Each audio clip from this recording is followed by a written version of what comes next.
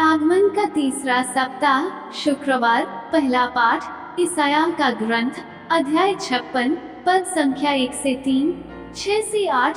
प्रभु यह कहता है, न्याय बनाए रखो और धर्म का पालन करो, क्योंकि मेरी मुक्ति निकट है और मेरी न्यायप्रियता शीघ्र ही प्रकट हो जाएगी। धन्य है वो मनुष्य जो धर्माचरण करता है और उसमें दृढ़ रहता है, जो विश्राम दिवस को अपवित्र नहीं करता और हर प्रकार का पाप छोड़ देता है। परदेशी का जो पुत्र प्रभु का अनुयायी बन गया है, वो यह न कहे कि प्रभु मुझे अपनी प्रजा से अवश्य अलग कर देगा, और खोजा यह न कहे कि मैं सूखा हुआ वृक्ष हूँ। जो विदेशी प्रभु के अनुयायी बन गए हैं, जिससे वे उसकी सेवा करें, वे उसका नाम लेते रहें और उसके भक्त बन जाएं, और वे सब जो विश्राम दिवस मनाते हैं और उसे अपवित्र नहीं करते, मैं उन लोगों को अपने पवित्र पर्वत तक ले जाऊंगा। मैं उन्हें अपने प्रार्थना गृह में आनंद प्रदान करूंगा। मैं अपनी वेदी पर उनके होम और बलिदान स्वीकार करूंगा, क्योंकि मेरा घर सब राष्ट्रों का प्रार्थना गृह कहलाएगा। बिखरे हुए इस्राएलियों को एकत्र करने वाला प्रभु ईश्वर यह कहता है, एकत्र किए हुए लोगों के सिवा मैं दूसरों को भी एकत्र करता जाऊंगा। सुसमाचार यूहन्ना अध्याय 5, पद संख्या 33 से 36।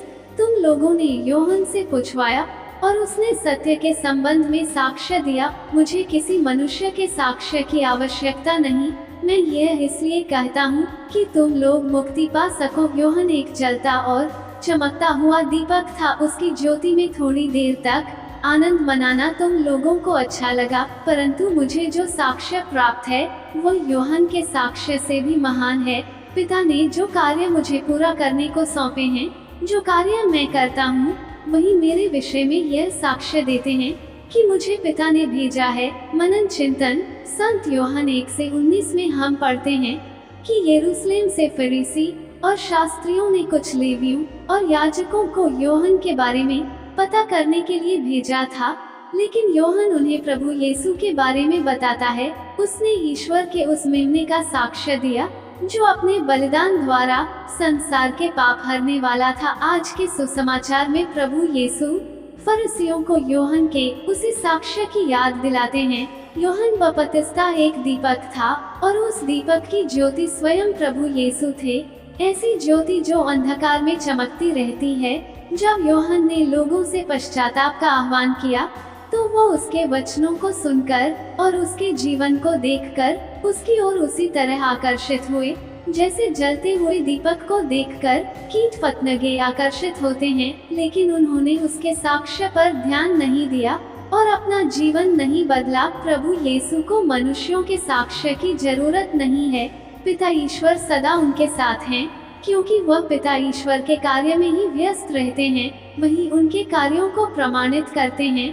वो सारे चिन्ह और चमत्कार प्रभु यीशु ने पिता के सामर्थ्य से ही पूर्ण किए थे। निकोदेमुस भी इस बात को व्यक्त करता है, आप जो चमत्कार दिखाते हैं, उन्हें कोई तब तक नहीं दिखा सकता जब तक कि ईश्वर उसके साथ न हो। प्रभु यीशु के कार्य पिता ईश्वर की उपस्थिति को प्रकट करते थे। जब हम अपने जीवन में पिता ईश्वर की इच्छा पूरी करते हैं, तो ईश्वर जरूर हमारे हर कार्य में हमारे साथ रहेंगे। हमें किसी के साक्ष्य की आवश्यकता नहीं है। हमारे कार्य और व्यवहार ही हमारे जीवन में ईश्वर की उपस्थिति का प्रमाण होना चाहिए। ईश्वर तभी हमारे साथ होंगे जब हम अपने पापों को त्याग कर अपने जीवन में ईश्वर का स्वागत करेंगे। आमीन।